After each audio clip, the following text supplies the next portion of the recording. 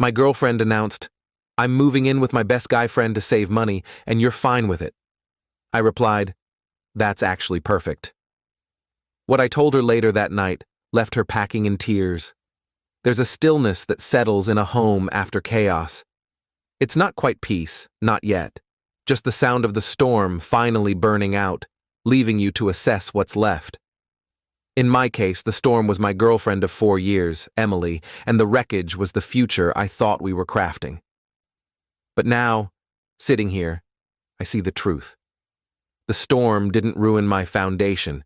It exposed a house already crumbling from within. I'll start by saying I'm not easily deceived. I'm a data engineer, my career built on spotting patterns, predicting issues, and understanding how one tiny shift can crash an entire system.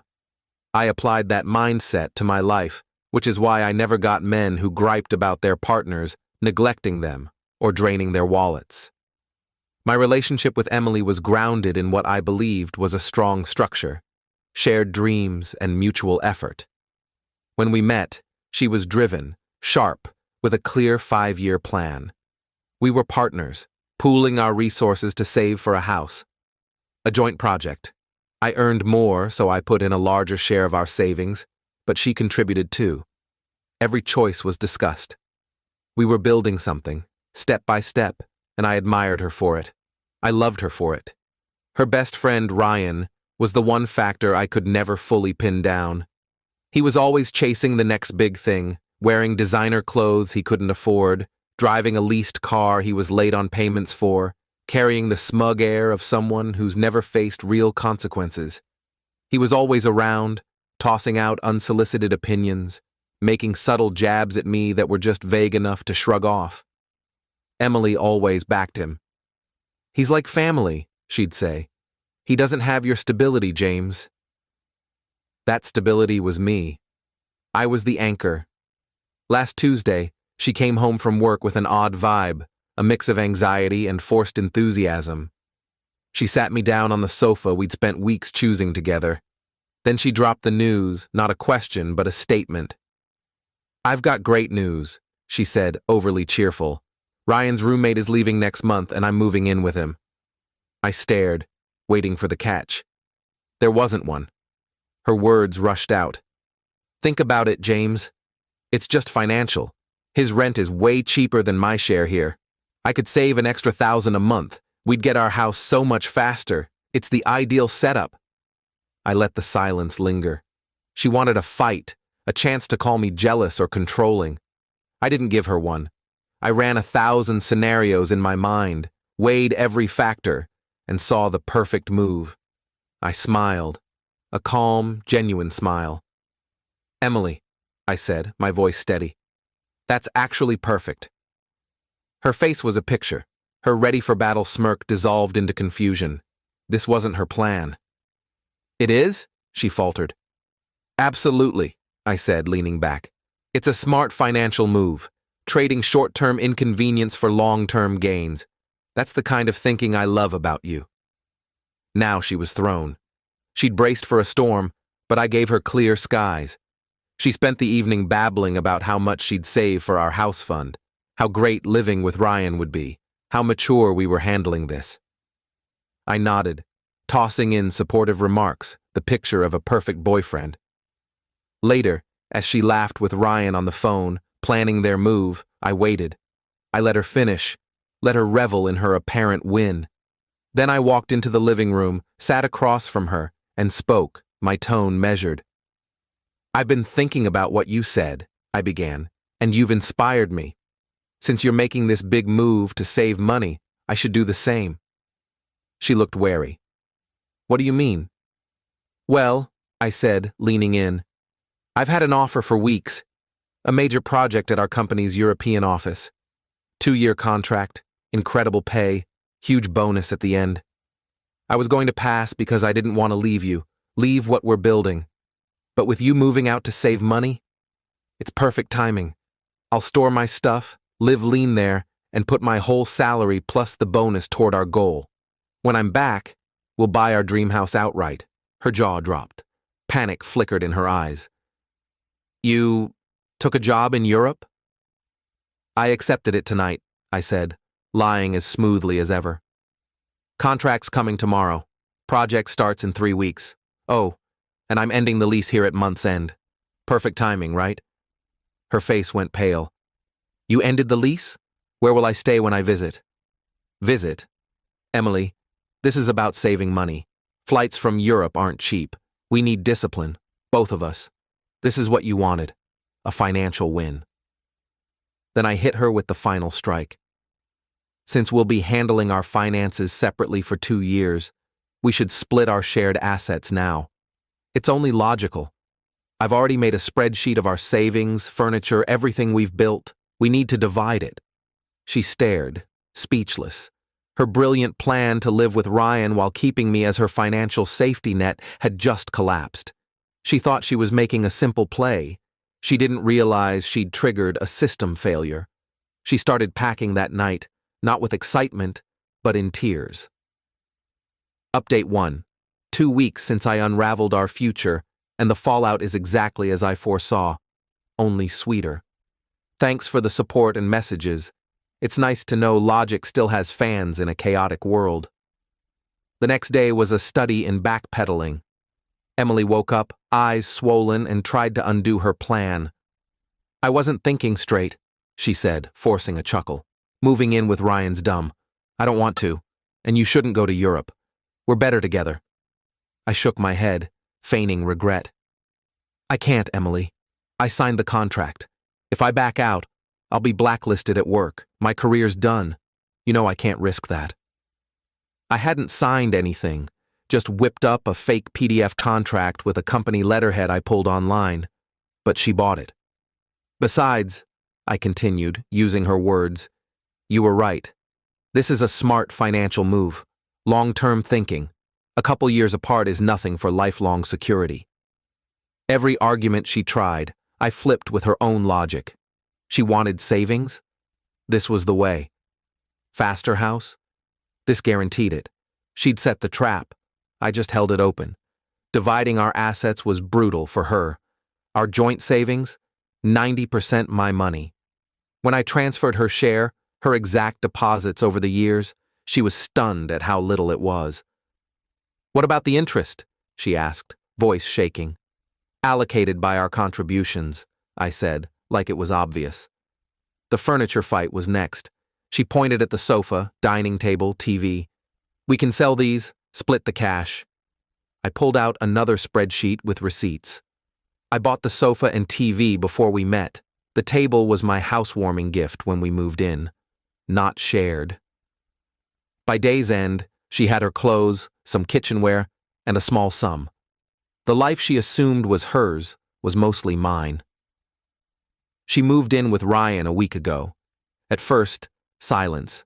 She tried to project success, posting pictures with Ryan, wine glasses in hand, captions like "fresh start" and "new chapter." Then the calls started. First, the car, mine, with me paying insurance. I told her I was selling it and canceling the policy since I was moving to Europe. How will I get to work? She panicked. It's a financial call, Emily, I said sympathetically. I can't pay for a car I won't use for 2 years. Then the phone plan. She was on my family plan. I said she'd be off at the billing cycle's end. Then streaming services, gym membership, all the threads tying her to my income. I cut them one by one. Ryan's text started, cocky at first. You blew it, man. Emily's great. Your loss. I ignored them. Then annoyed. Emily's short on rent. Send her money. Don't be a jerk. Ignored. Last night's text was desperate. James, call me. The landlord's threatening eviction. Emily's a mess. You caused this. Fix it. They think this is my fault, that I owe them a solution. Their arrogance matches their ignorance. They thought they could outmaneuver a data engineer. They didn't realize I don't just read systems, I break them. I haven't gone to Europe. I'm in a new apartment across town. Smaller, but mine. The old lease ends this week. Emily and Ryan think I'm packing for a transatlantic flight. I'm just unpacking into my quiet new life. They don't know where I am, that I'm not halfway across the globe, but watching their flimsy plan fall apart, and I'm just getting started. Update 2. A month in, the initial shock has faded, and I'm watching the aftershocks. My goal was to exit cleanly and let their bad choices bury them, but their collapse is more dramatic than I expected. After a week of frantic texts from Ryan, I got a call from an unknown number, Emily's mom. I'd always been civil with her parents. They seemed decent. I was mistaken. She didn't bother with niceties, unloading about how I'd abandoned Emily, left her broke and stranded, calling me cold and selfish. I let her vent. When she paused, I spoke evenly. With respect, Emily chose to move in with another man for financial reasons. I've made my own financial choices. She's your girlfriend. You're supposed to support her, she shouted. I don't think she's my girlfriend anymore. Ask Emily about her duties to our shared goals before lecturing me. That call kicked off their guilt and shame campaign. Mutual friends started calling, fed a warped story from Emily where I had a sudden breakdown, got possessive, and punished her for being frugal. I'd planned for this. Months ago, when I first suspected Emily and Ryan, I started my real work. Data engineer, remember? I track patterns. I set up network monitoring, not to snoop on emails, but to log data traffic. Emily's late-night spikes on her phone and laptop went to messaging apps and social media, not work, as she claimed. Their grocery orders, paid from our joint account, included pricey items, premium whiskey, gourmet cuts, that never reached our table. The clincher? I ran a background check on Ryan. His finances were a disaster. 2 evictions, unpaid debts. His landlord was a private owner, not a corporation, someone quick to act on non-payment. I compiled it all. Data logs, grocery receipts, Ryan's public records, in a tidy digital folder, my backup plan. When the first friend called to scold me, I didn't argue. You've heard one side. Let me share context, I said, sending a link to a password-protected site I built. It laid out the timeline factually with proof. Grocery order screenshots showing items not for us, Ryan's eviction history, and the damning evidence, audio from our home security system, recorded when armed or disarmed. I had snippets of Emily and Ryan's talks when they thought I was out or asleep. They'd planned this for months, not just to save money, but to use my income to bankroll Ryan's lifestyle and his startup, while keeping me as their safety net. They laughed, calling me their long-term fund, their pension plan. I sent this link to every friend who called. The accusations stopped cold. Emily's smear campaign didn't just fail, it was erased by facts. The best moment was the call from her dad. A proud man, his voice thick with shame. He'd seen the evidence. No yelling, just, I'd like to pick up Emily's things from your new address. He'd somehow gotten my address. Didn't matter. I said I'd leave her boxes at the building's loading dock on a set day. Then he asked, the car? She needs it for work. Can she take over payments? It's sold, I lied. It's parked in my new garage. Financial decision. The silence was my win. He knew she'd been caught in a greedy, foolish scheme with no defense. Emily and Ryan now faced the full weight of their choices. Their landlord, possibly tipped off anonymously about his tenant's financial issues and shaky new roommate, started eviction proceedings. Emily's jobless. Her small firm, where reputation is key, fired her after whispers of her scheming spread. A mutual friend in her industry didn't help. They're stuck in an unaffordable apartment, with no allies left. They thought they were geniuses. They were amateurs who picked the wrong mark. They tried to game a system without knowing I design the systems, with built-in safeguards. Final update. 6 months since my old life ended and my new one began. The dust has settled. Their silence is total. The story's done, and I won. Not just a skirmish, but the whole war, without ever raising my voice. The eviction went through. Emily and Ryan were forced out. A former friend told me they were left on the curb, surrounded by boxes they couldn't afford to move, no car in sight. Ryan, as predicted, cracked under pressure, blaming Emily for dragging her mess into his life and getting him evicted. Their family-like bond vanished when the money dried up. He moved back to his parents' place, a 30-year-old humbled by his own hubris. Emily's fall was steeper. Jobless and evicted, she had to move in with her parents. But their home wasn't the warm refuge she hoped for. Her dad, obsessed with reputation, was mortified. He'd seen my evidence, knew the truth. They gave her a bed, but the affection was gone. She's a stain on their family name. Word travels fast in her small industry.